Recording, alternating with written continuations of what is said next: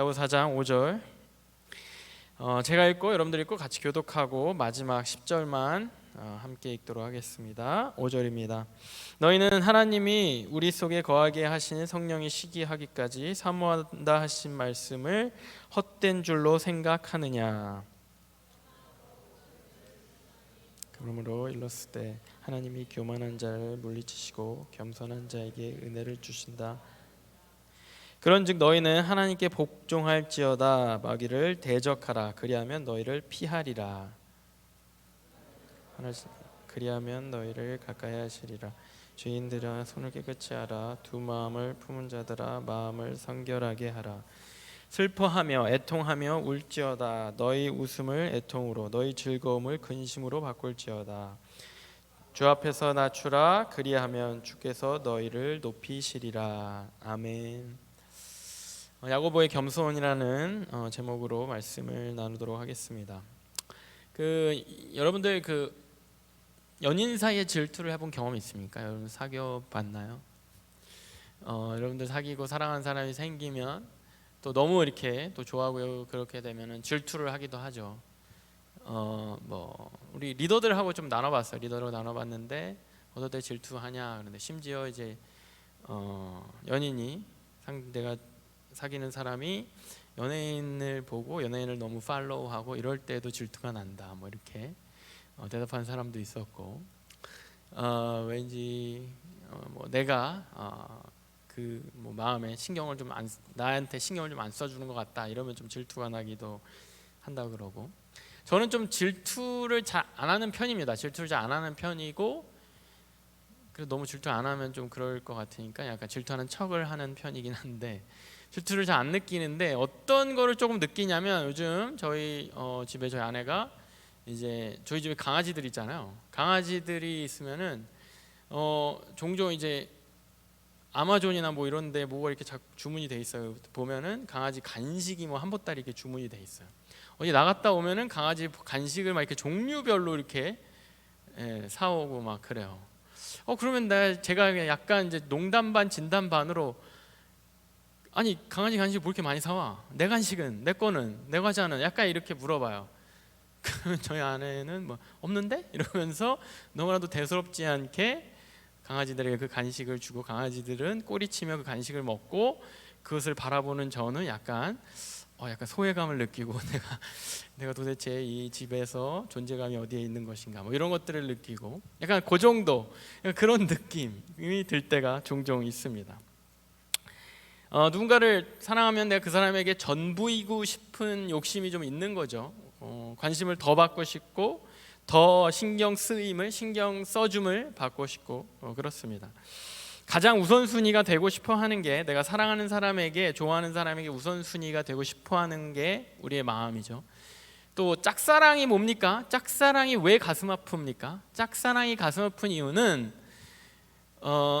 그 사람이 그러니까 연예인을 좋아하는 팬의 입장과 짝사랑의 입장이 좀 다른 거는 팬으로서는 그냥 무한히 나의 연예인을 그냥 내가 일방적으로 좋아하면 돼요. 그런데 이 짝사랑은 뭔가 저 사람도 나를 조금 신경 써주고 좋아해주면 좋겠는데 라는 그 아쉬움 때문에 짝사랑이 가슴 아픈 거 아니에요?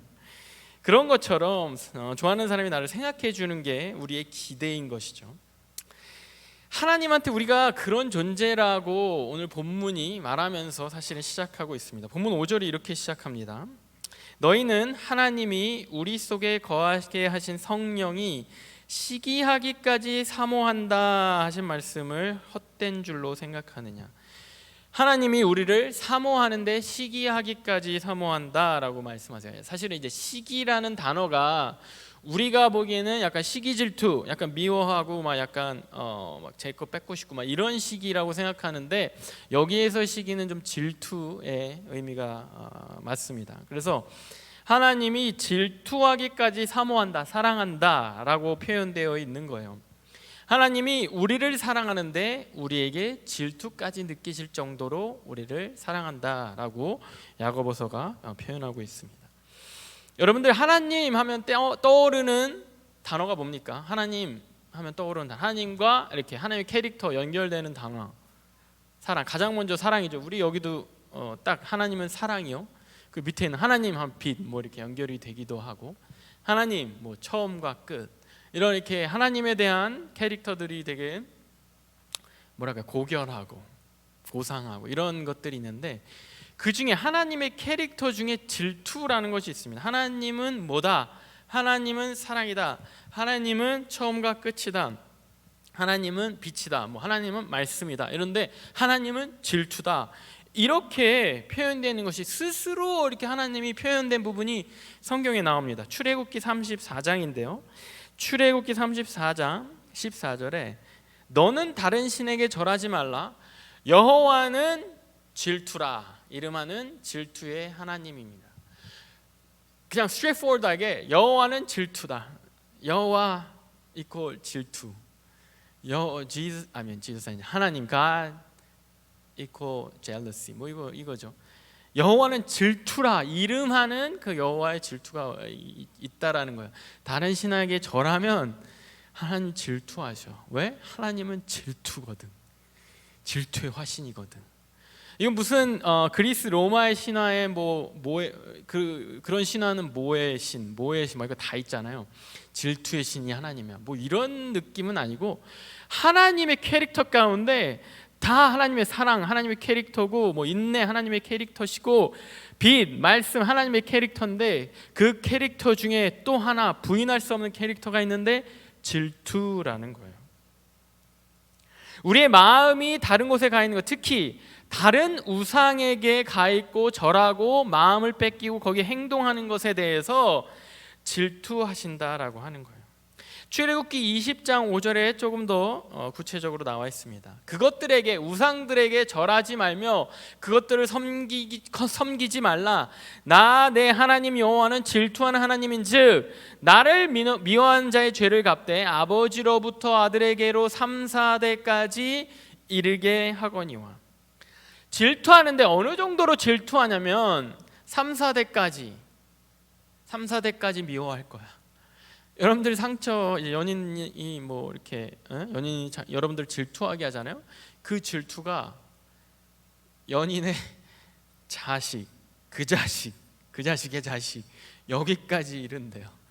대단히 무서운 거 아닙니까? 대단히 막 뭐 이렇게 질투의 화신 아니에요? 옛날에 그 드라마가 생각나는데 그 이렇게 전부치고 나온, 하여튼 부셔버릴 거야. 막 이런 게 그 연인 대상뿐만 아니라 그 사람뿐만 아니라 자식, 그 자식의 자식, 그 자식의 자식까지 3대, 4대까지 이럴 정도로 내가 화를 안 풀을 거야, 이렇게 말씀하시는 거예요. 여러분들이 질투를 한다고 해서 그 정도는 아니잖아요, 그죠? 근데 하나님은 그 정도라고 표현합니다. 와, 이거 진짜 하나님이 무서운 하나님일만 하다, 그죠? 하나님한테 한번 잘못 걸리면, 하나님 눈밖에 한번 잘못 나면 그 정도구나. 하나님 어떤 면에서 보면은 조금 하나님 그래도 하나님인데, 그래도 신인데, 그래도 창조주 하나님이시고, 그래도 내가 알기로는 사랑의 하나님인데 좀 너무한 거 아닌가? 하나님 집착이 너무 심한 거 아닌가? 그런데 사실 더 중요한 포인트는 그 바로 이어지는 다음 구절입니다. 출애굽기 20장 6절.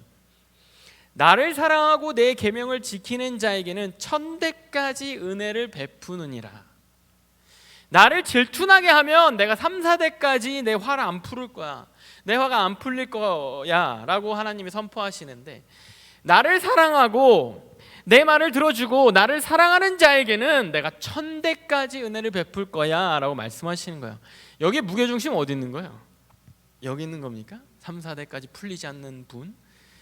여기 있는 거예요. 사랑하는, 나를 사랑해주는, 나를 그래도 내 말을 들어주는 자에게는 내가 1000대까지 은혜를 잊지 않고 베풀 거야. 1000대를 계산해 봤어요, 여러분들? 1000대, 뭐 여러분들 족보가 있는 가문입니까? 1000대를 계산조차 안 되는 거예요.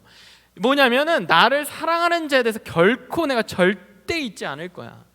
3, 4대까지 질투로서 3, 4대까지 내 화를 풀지 않을 거야는 사실은 이거를 강조하기 위한 캐릭터, 강조하기 위한 어떻게 비교의 그러한 표현이신 거예요. 내가 진짜 나 화 안 나는 사람 아니야.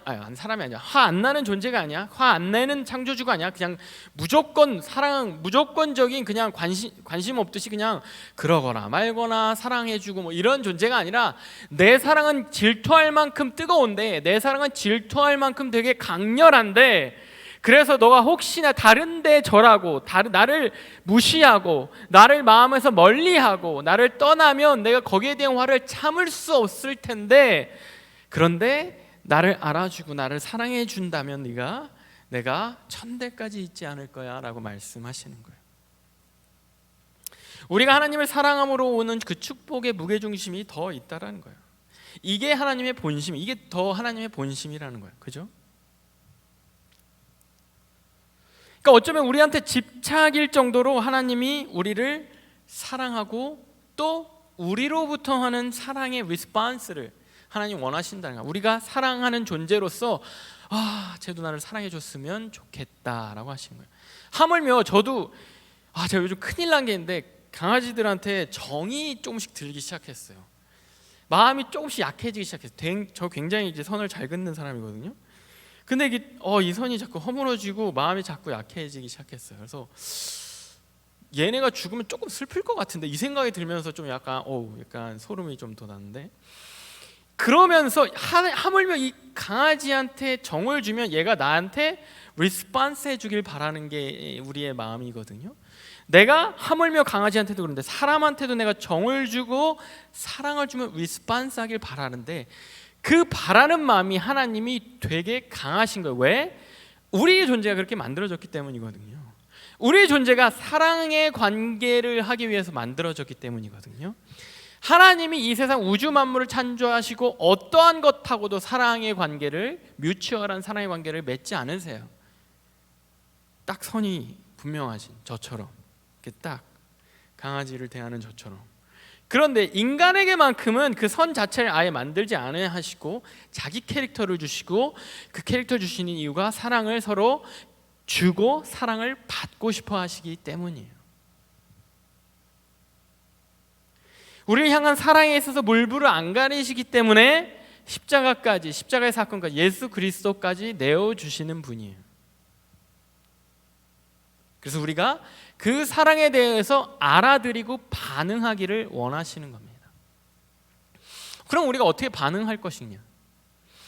나를 사랑하시고 나로부터 사랑을 원하시는, 나를 사랑하는 마음이 너무 강하셔서, 진짜 사랑하셔서 나도 하나님의 마음을 알아주기 원하고 하나님의 마음에 반응하기 원하신 그분에게 우리는 어떻게 반응할 것인가? 사실 그것이 오늘 본문, 오늘 우리가 본 야고보서 4장의 내용인 거예요. 야고보서가 알려주는 하나님의 사랑에 대한 우리가 반응할 수 있는 방법, 반응할 수 있는 그 밸류는 뭐냐면, 제너럴하게 말해서 겸손이라고 우리에게 제안하고 있습니다. 겸손으로서 하나님에 대한 사랑, 하나님이 우리에게 대한 사랑에 대한 반응을 표현하는 것. 출애굽기 말씀과 같이, 출애굽기에서 우리에게 약속하신 것처럼 우리가 하나님의 사랑에 대해서 겸손이라는 태도로 반응하면 우리에게 약속하시죠. 천대까지 은혜를 주신다고. 그 은혜를 주심을 이 야고보서가 오늘 본 본문에서 다시 리마인드하는 거예요. 6절입니다. 오늘 본문 6절. 그러나 더욱 큰 은혜를 주시나니 그러므로 일러스되 하나님이 교만한 자를 물리치시고 겸손한 자에게 은혜를 주신다 하였느니라. 은혜를 주신다 하는 그 은혜의 방법이 나를 사랑하는 자, 내 말을 듣는 자인데, 그것이 겸손한 자라는 거예요. 우리가 생각하는 그 겸손이, 성경에서 말하는 겸손이 뭐냐면 하나님의 사랑에 반응하는 방법이라는 거예요. 그렇다면 우리는 어떻게 그 겸손을 할 것인가? 그냥 하나님 앞에 저는 아무것도 아닙니다, 뭐 이런 우리가 알고 있는 그런 도덕적인 겸손, 그냥 그런 우리 보통 한국 사람 사회에서, 인간 사회에서, 우리 사회에서 있는 그런 겸손함, 막 그런 것일까? 야고보서는 사실 그동안 여러분들이 야고보서 시리즈를 보면서 느꼈겠지만 우리한테 되게 본질적인 것, 우리가 익히 알고 있는 것들에 대해서 되게 본질적인 것을 다시 알려주는 게 야고보서예요. 그리고 그 본질적인 거에 대해서 프랙티컬하게 우리가 어떻게 할 수 있는가를 또 알려주는 것이 야고보서입니다. 지난주 말에 대해서 배웠죠. 이 겸손에 대해서 우리가 어떻게 겸손할 수 있을까? 그냥 겸손하게 이렇게 고개를 막 숙이고 이렇게 그래 되게 저는 못해요 막 이렇게 사양하고 이것이 겸손일까? 그 프랙티컬한 내용을 본문을 통해서 보기 원합니다. 세 가지를 놓고 보게 될 텐데요. 어떻게 하면 우리는 겸손, 어떻게 하면 성경적인, 어떻게 하면 하나님의 사랑에 반응하는 겸손을 우리가 하나님께 드릴 수 있을까? 그 세 가지를 보고자 하는데 첫 번째는요, 마귀를 대적하라입니다. 마귀를 대적하는 게 겸손이라고? 마귀를 대적하라. 본문 7절입니다.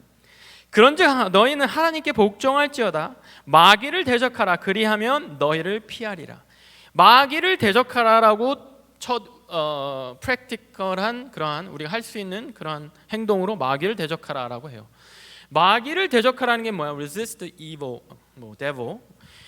마귀를 대적하는 것이 뭐냐면 우리가 마귀를 대적하기 위해서는 마귀가 있음을 인지해야 돼요. 마귀가 있음을 인지한다는 거. 마귀가 있어.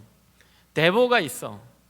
이걸 인지한다는 건 뭐냐면 우리가 육적으로 보이는 그러한 이 피지컬한 세상뿐만 아니라 영적인 세상에 대해서, 영적인 세계에 대해서 인정하고 인지한다는 거예요. 마귀를 대적한다는 건 마귀가 있어, 마귀가 존재하고 내가 대적해야 할 마귀가 있어라고 생각한다는 건 뭐냐면 영적인 세계를 인정하고 그 영적인 세계 가운데 이 피지컬한 세계, 육적인 세계, 영적인 세계 이 모든 것의 주인 되신 그 하나님을 인정한다는 거예요. 내가 이 눈에 보이는 세계, 지금 내가 터치할 수 있는 눈에 보이는 이 세계에서도 내가 못하는 것들, 내가 한계를 느끼는 것들에 대해서 하나님께 도움을 구하고 그러잖아요.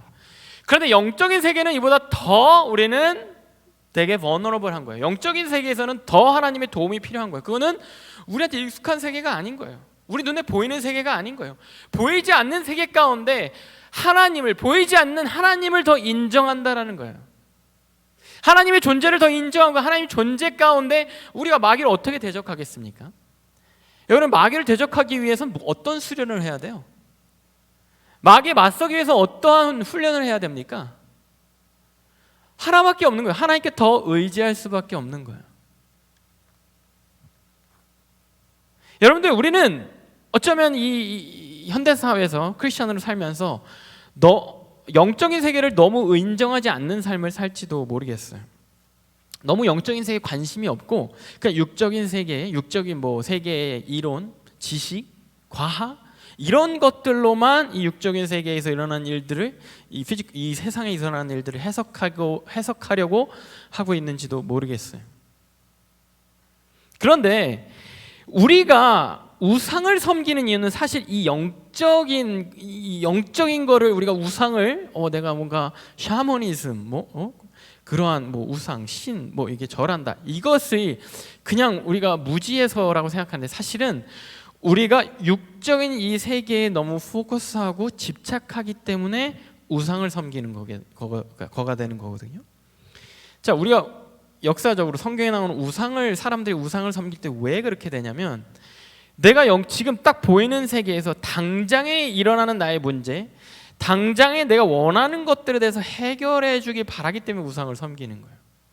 우상이라는 거는 내 마음에 어떤 다른 신이나 고대사회의 다른 신이나 아니면 내 마음에 지금 들어오는 하나님 외에 다른 것들 더 관심 있고 더 시간과 노력과 에너지를 투자하는 그 무엇은 왜 그러냐면 당장에 보이는 그것, 당장에 보이는 이 현실에서의 기쁨, 당장에 보이는 현실에서의 문제 해결, 당장에 보이는 현실에서의 두려움의 해결, 당장에 보이는 성공, 당장에 보이는 위안, 이것을 위해서 자꾸 하나님 말고 딴 거로 자꾸 가는 거거든요.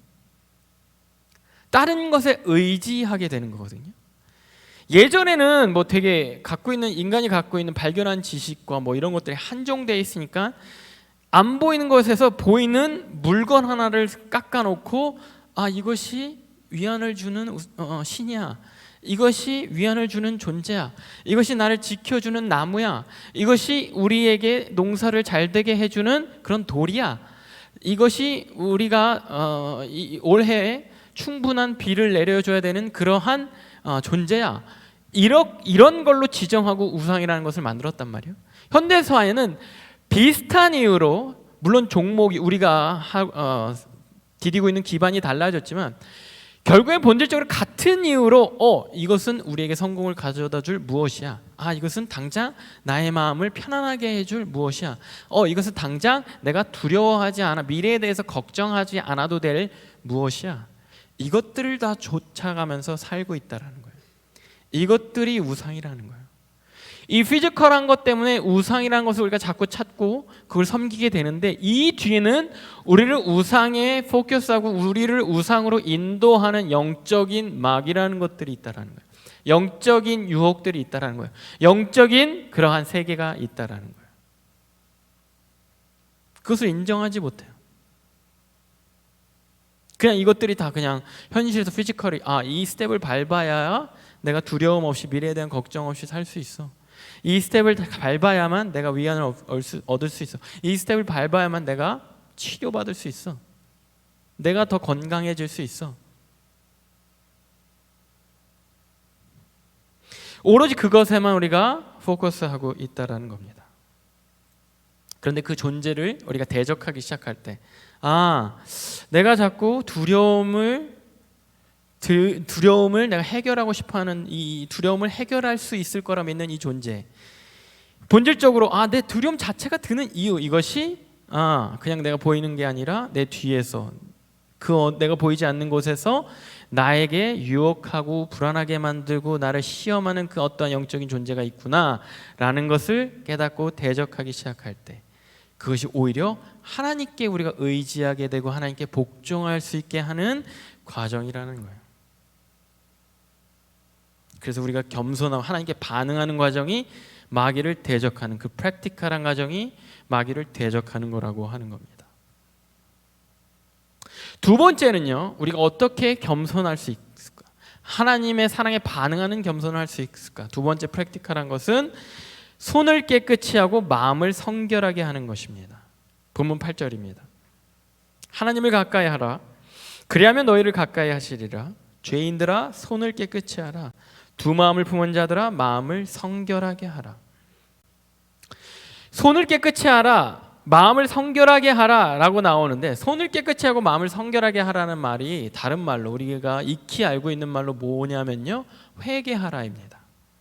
여러분들, 회개하는 거, 이것이 우리가 겸손할 수 있는 방법이라는 거예요. 회개하는 거, 이것이 우리가 겸손함으로 하나님의 사랑에 반응할 수 있는 방법이라는 거예요. 회개하는 건 뭡니까? 죄로부터 멀어지려고 하는 거예요. 죄로부터 멀어지고 죄를 끊으려고 하는 거예요. 하나님이 사랑하시는 존재인 우리를 하나님이 가까이 할 수 없는 유일한 이유가 있는데, 그게 뭐냐면 죄 때문에 그래요. 우리한테 묻어있는 죄 때문에 그래요. 그 죄의 본질적인 문제를 해결하는 거, 죄의 문제를 해결하는 것이 하나님께 가까이 갈 수 있는 방법이거든요. 자, 이것이 공식과 같은 거예요. 우리가 하나님과 가까워질 수 없는 건 죄 때문이에요. 우리 죄 때문에. 하나님은 죄와 함께 할 수 없어요. 존재 자체로 죄를 소멸할 수밖에 없어요. 그러니까 가까이 하실 수가 없어요. 그런데 그 문제를, 본질적인 문제를 그리스도로 해결하셨잖아요.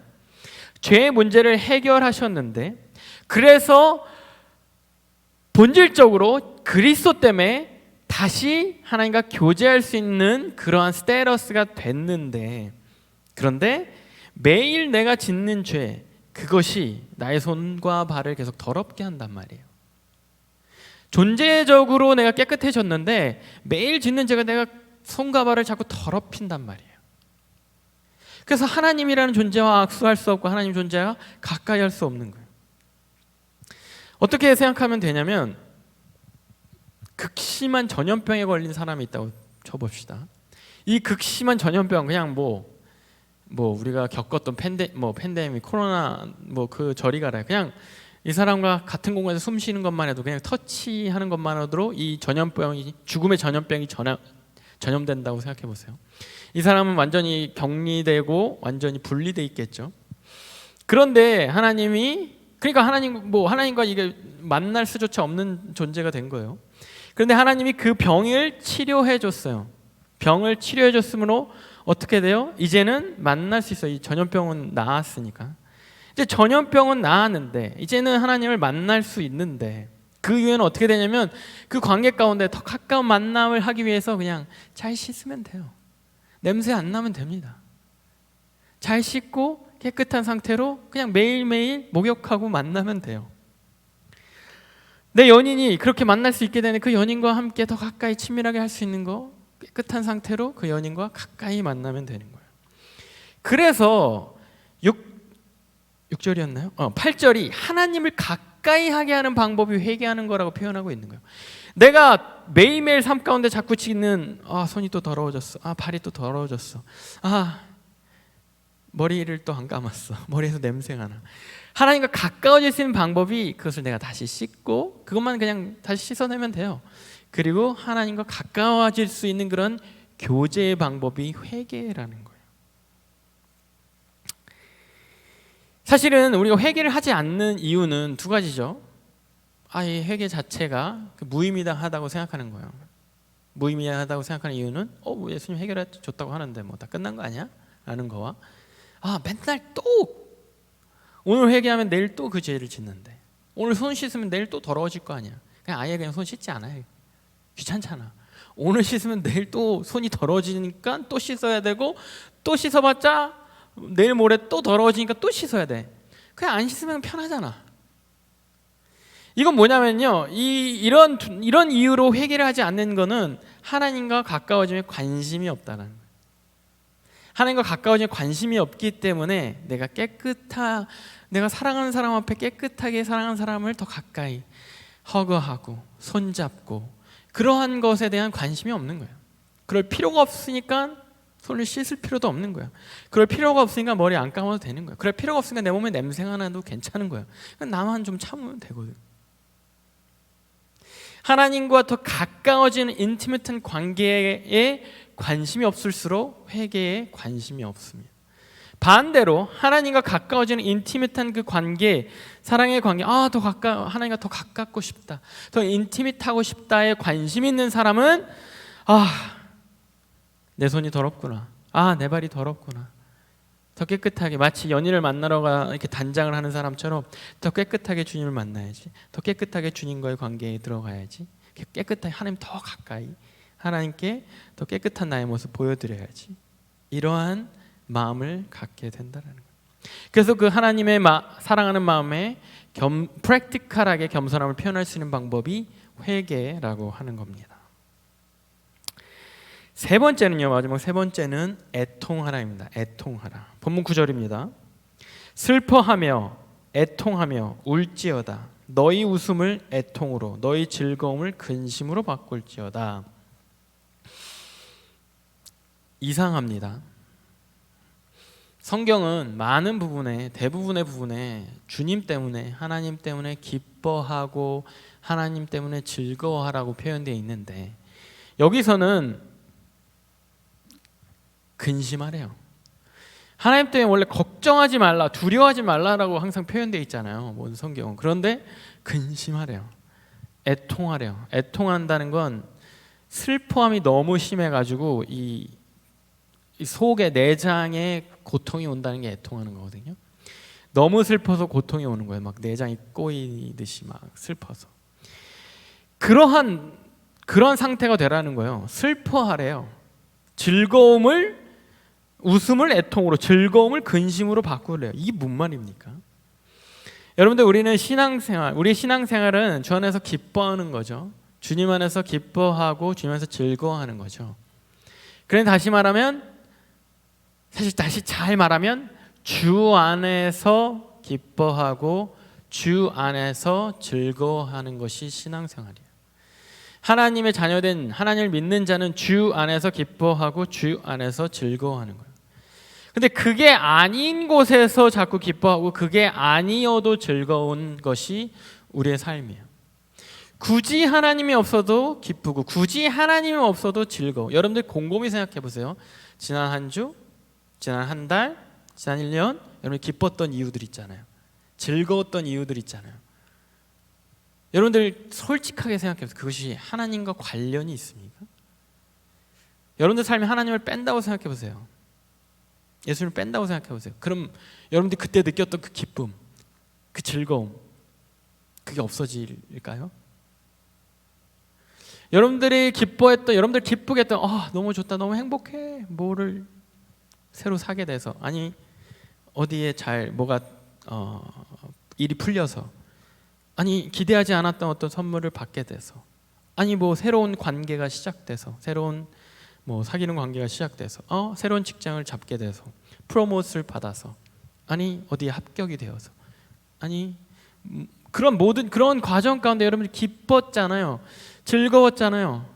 뭐 가족들 가운데 뭐 좋은 일이 있어서 좋았잖아요. 그런데 그게 거기에서 하나님 빼보세요. 찝찝하지만 그 기쁨은 여전할걸요. 찝찝하지만 우리 크리스찬이니까 찝찝하지만 계속 즐거움은 뭐 여전히 변함없을걸요. 거기에 태클을 지금 야고보서가 거는 거예요. 지금 너의 기쁨의 소스가 뭐냐? 너의 기쁨의 원천이 뭐냐? 본질이 뭐냐? 즐거움의 본질이 뭐냐? 뭐 때문에 너의 삶에 기쁨이 있고 뭐 때문에 너의 삶에 즐거움이 있느냐?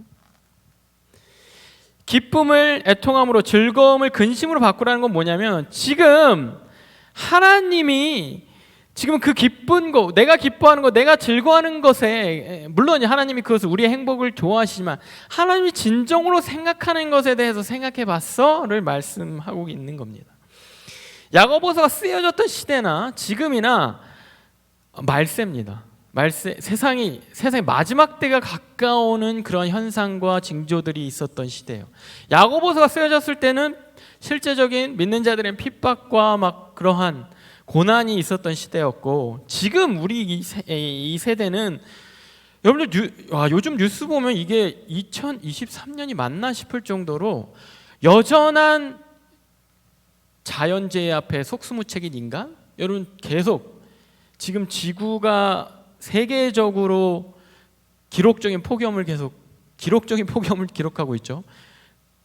여태까지 기록된 이로 제일 뜨거운 오늘, 다음 주 또 뜨거운 오늘, 전 지구가 또 뭐 빙하가 녹아서, 끔찍한 뉴스인데 스위스나 뭐 이런 데 빙하가 녹아가지고 그 안에 묻혀 있었던, 옛날에 막 등반을 하다가 사고를 당하고 종아난을 당해서 얼음 속에 묻혀 있던 사람이 다 이제 드러난, 뭐 그 시체를 찾아서 다행일 수도 있겠지만 그럴 정도로 지구가 녹고 있는, 그냥 그 재난 가운데 어디는 홍수가 막 나고, 전쟁은 여전히 끊이지 않고 계속되고 있고, 이런 것들이 성경에 쓰여진 그대로, 전염병 앞에 인간은 속수무책이고, 성경이 쓰여진 그대로 그냥 일어나고 있는데, 물론 모르는 사람이면 모르겠지만 성경을 알고 있는 우리는 그 마지막 때를 실감하고 있어야 되는 그러한 시점이란 말이에요.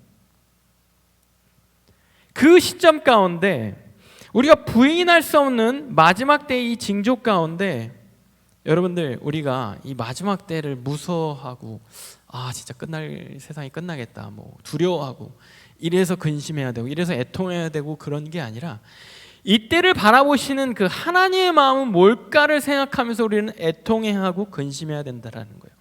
지금 내 삶에 일어나는 기쁨과 즐거움, 내 삶에 내가 행복하고 그냥 나 혼자 괜찮은 삶을 사는 거에 있어서 만족하는 것이 우리의 삶이 아니라, 적어도 하나님을 사랑한다고 하는 사람이라면 내가 사랑하는 사람의 관심사가 무엇인지, 내가 사랑하는 사람이 어디를 보고 있는지에 대해서 우리는 알고 있어야 된다는 거예요.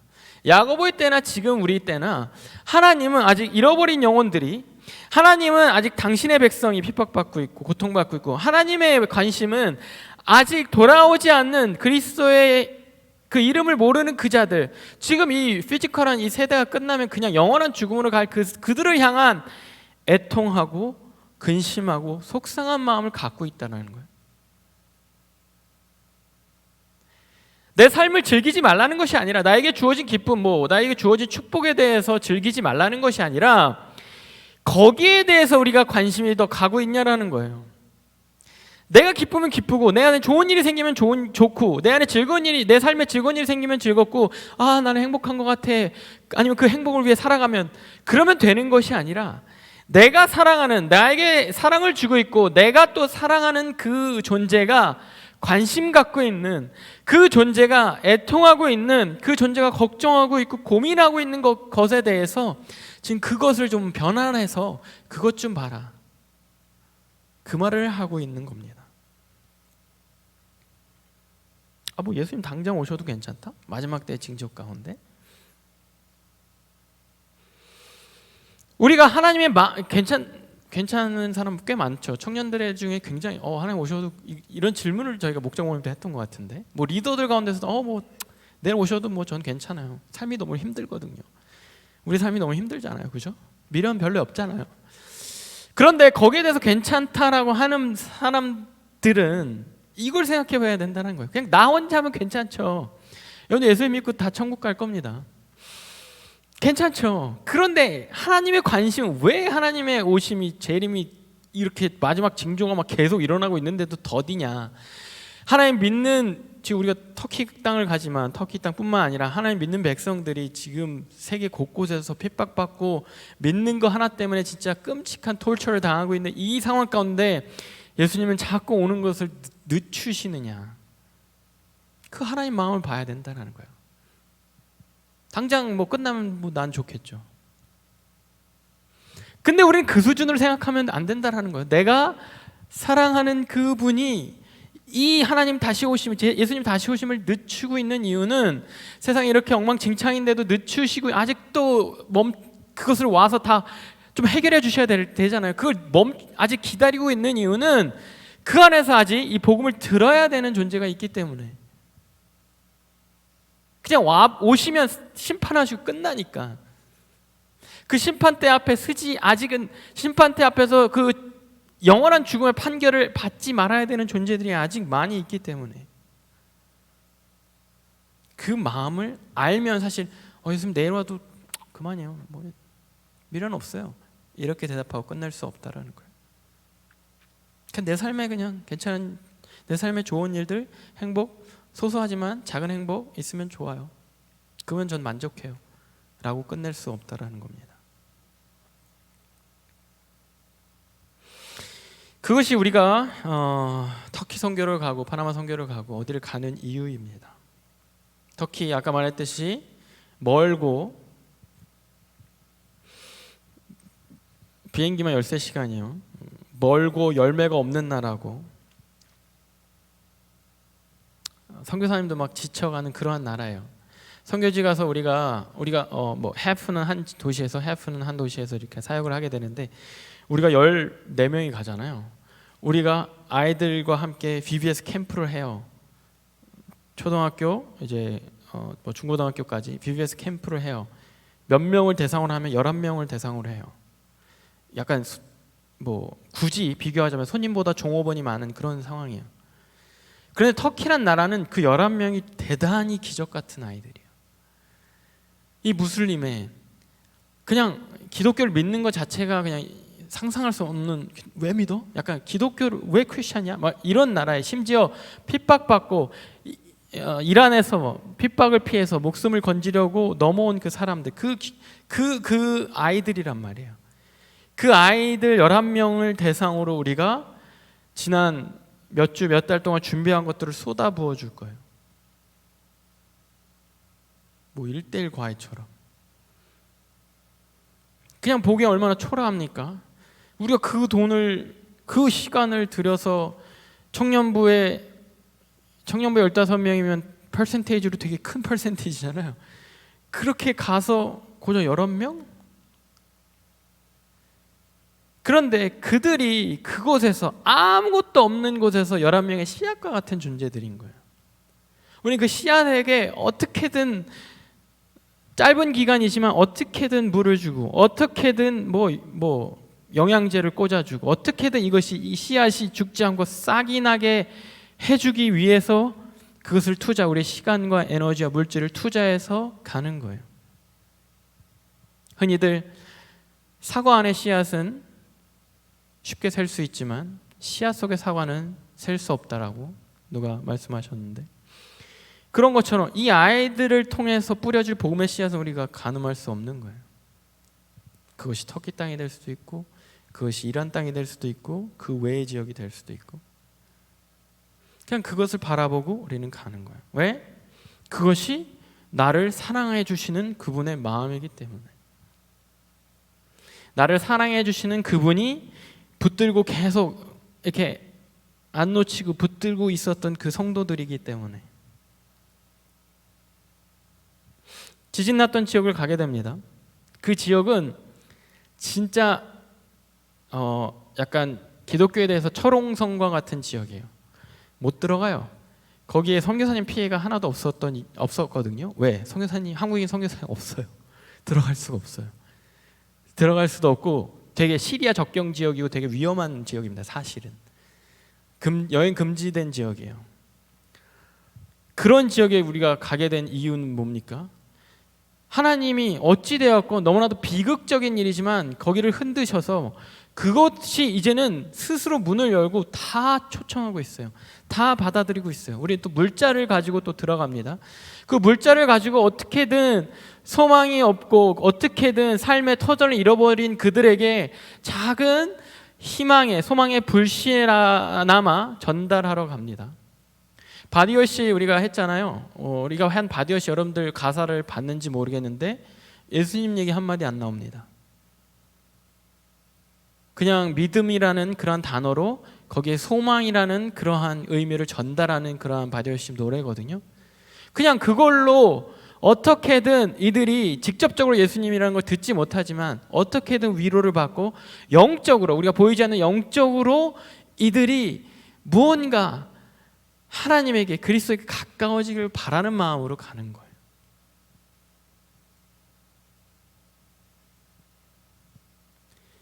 조금이나마 지금 지쳐가고 있고 열매가 없어서 지쳐가 몇 년 동안 사역하신 그 선교사님들한테 우리를 통해서 조금이나마 위안 받으실 수 있도록 우리 막 라면도 갖고 가요.